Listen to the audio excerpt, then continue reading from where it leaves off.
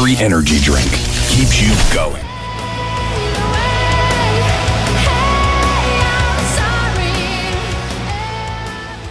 Hey man, Devin, how are you, man? Good, we talked before, didn't we? We did at Bloodstock last year. It was quite a good conversation. Yeah, I remember. From what I remember. So, you hear the Metalheadz Awards? Did you win awards tonight, or you just hear? No. No. I win most awkward Canadian.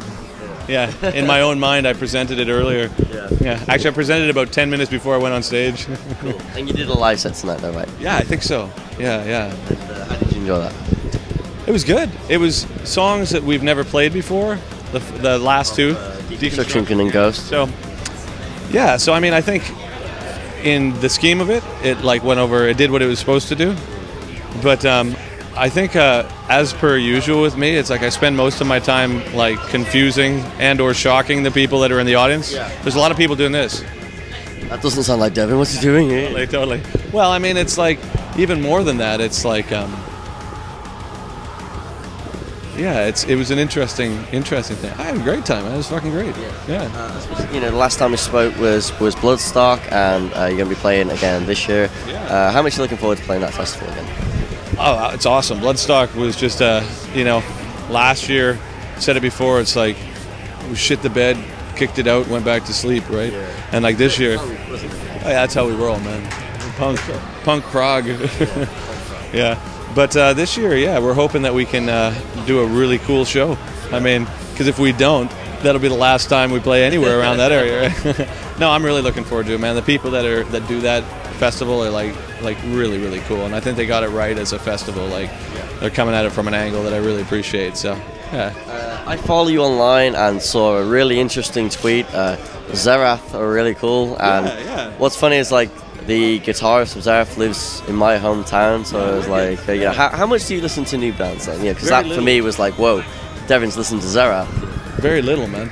But I mean, it's like when I'm like listening to things online, or if people point me in a direction, or if I see something on Blabbermouth or Metal Sucks or whatever, you know what I mean, I'll check it out for sure, right?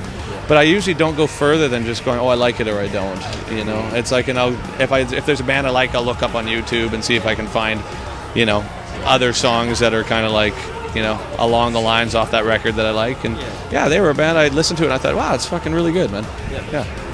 Deconstruction and Ghost now out. Usually, you know, bands release one album and it's hard enough to try and get people to grasp one album. You know, how did you know? Are you happy with how the fans took to grasping two albums? I mean, I wish I could say I cared. You know what I mean? But I really don't. That's an honest answer. Yeah, I don't. I mean, it's like I find it very rewarding when people get something out of it that I get out of it, because then it validates it to me in a certain way. But I've never like spent too much time worrying about whether or not people are going to understand what I do, because typically what happens, I put a record out and they don't like it for a year or two, and then 2 years later they're complaining that the next record isn't like the one before, right? So it's like you're ahead of your own time. Well, yeah, which is great for business, right? But I mean, it's like it's about business, fucking music. That's right, man. That's right. Anarchy. It's right. I forgot punk rock. Yeah. With a kid and a mortgage. But it's like, I guess the thing is, it's like for me, I don't have any business sense, so I write whatever comes out. And there's sometimes I write something, I'm like, well, fuck, we'll see how that one goes over, right? But the reason I write them is because it's really what I feel like saying, right? And I mean, I feel like saying it because it's as natural as, you know, eating, I guess, right? And so in terms of the new records, there's some people that think it's the greatest thing since sliced bread. Some people think it's like a steaming pile of shit, right? And I think that for me, I don't think it's good or bad. It's just kind of like, it's the next one, right? So it's like, I guess the validity of whether or not it's good or bad is how it responds to people's emotional landscape, right? And I mean, again, it's like my emotional landscape is very different than, yeah. So it's like, you know, somebody came up to me yesterday at a show and he goes, I hear you doing mellow music. He says, but you know what you really want to do is the heavy stuff. And I'm like, excuse me?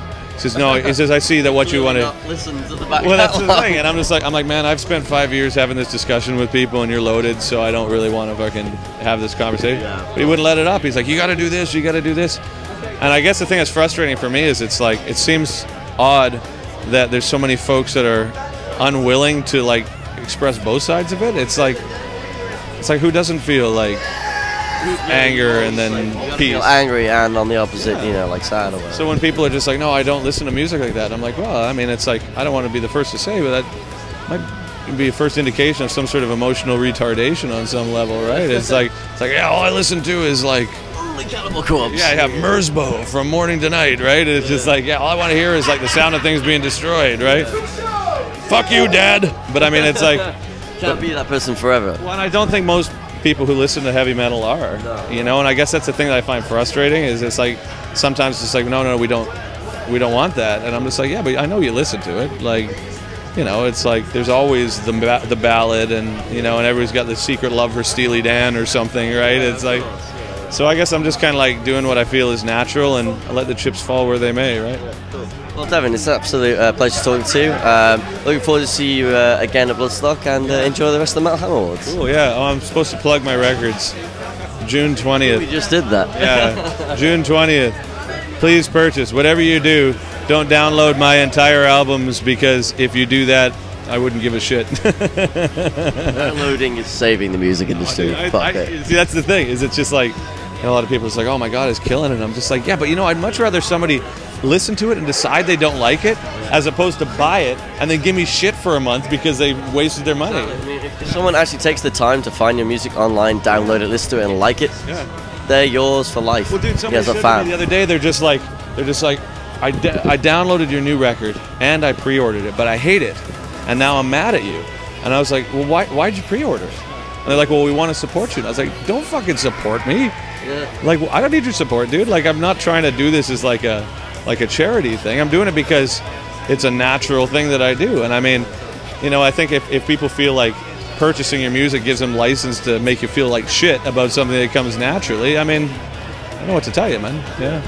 But I mean, the thing is, above and beyond that, I can't do what I do without the people who support it, and the people who support it have been so generous. And vocal, too.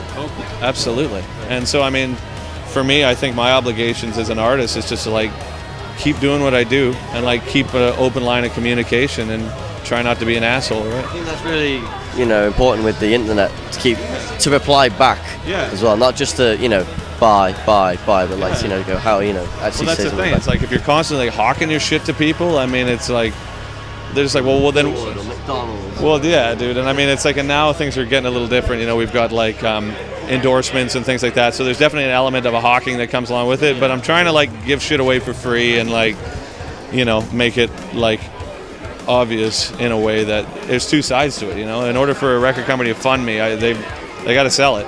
But in order for me to kind of keep communication with the people open, I'm just like, I don't give a shit what you do with it, man. Like, listen to it. Yeah. That's all I want. And if you don't like it, that's awesome. And if you do, even better. Yeah. Tell your friends. Yeah. Have a great time. Yeah, and if not, enjoy, right? So, thanks, buddy. Cool. Thanks, Devin. Hey, everybody. This is Devin Townsend, and you are listening to Metalheadz.